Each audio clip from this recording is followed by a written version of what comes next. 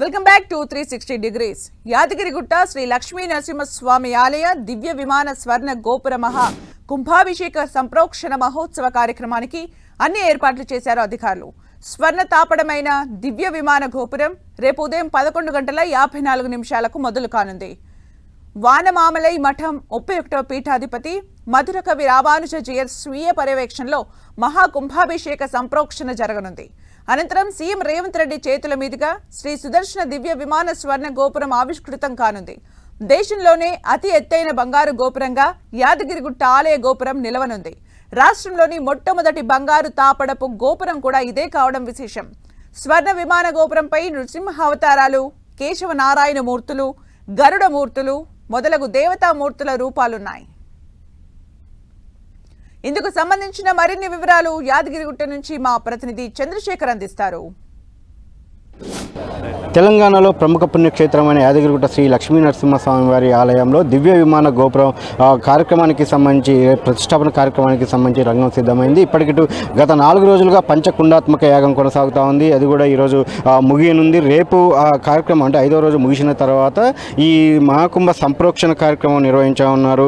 దీనికి సంబంధించి దివ్య విమాన గోపురం ఏదైతే ఇటు గత అంటే ఆలయ పునరుద్ఘాటన అయినప్పటి నుంచి కూడా విమాన గోపురం మొత్తం కూడా స్వర్ణ తాపడం పనులు పూర్తి కాకపోవడంతో ఆ రోజు కార్యక్రమం పూర్తిగా చేయలేదు. అంటే ఈ విమాన గోపురాన్ని ఆవిష్కరించలేదు. దీనికి సంబంధించి ఇప్పుడు మొత్తం స్వర్ణ తాపడం పూర్తి కావడంతో ఇటు మహాకుంభాభిషేక సంప్రోక్షణ కార్యక్రమాలు నిర్వహించి ఆ తర్వాత రేపు ఈ కార్యక్రమం నిర్వహిస్తున్నారు. రేపు 11:45 స్వర్ణ విమాన గోపురం మహాకుంభాభిషేక కార్యక్రమాన్ని నిర్వహిస్తూ ఉన్నారు. అయితే ఇటు ఈ యాదగిరిగుట్ట దేవస్థాన గోపురం ఒక దేశంలోనే ఎత్తైన స్వర్ణ గోపురంగా కూడా రికార్డులకు ఎక్కిందని చెప్పవచ్చు. మొత్తం అంటే ఇది ఈ సంప్రోక్షణ మహోత్సవాలు గత 4 రోజులుగా నిర్వహిస్తున్నారు.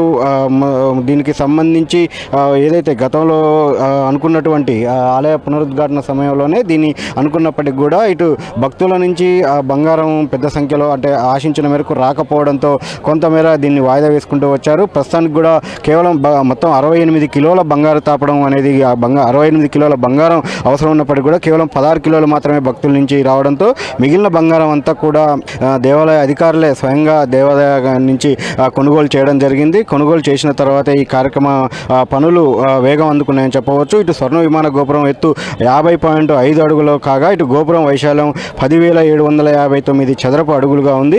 గోపురానికి స్వర్ణ తాపడానికి మొత్తం 68 కిలోల బంగారాన్ని ఉపయోగించారు. డిసెంబర్ 1, 2024 స్వర్ణ తాపడం పనులు ప్రారంభిస్తే ఇటు ఫిబ్రవరి 18, 2025 తాపడం కవచాల బిగింపు పనులు పూర్తయ్యాయి.